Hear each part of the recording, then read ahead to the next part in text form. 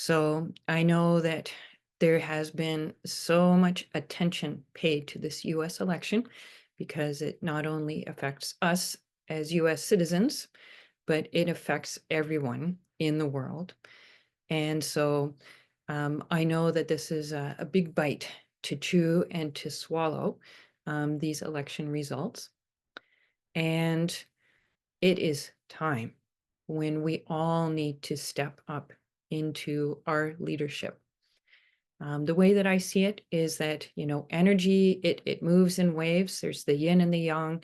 And when something goes to an extreme, then it naturally evokes and calls forth the opposite.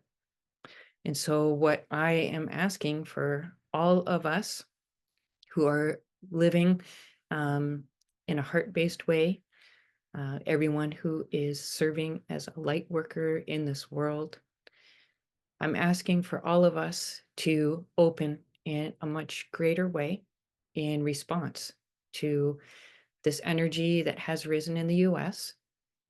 Allow the natural balancing energy to arise within you. I'm asking you to actually open and to allow what is evoked in you to open up that deeper compassion, that deeper love, that deeper power to be able to bring light into this world.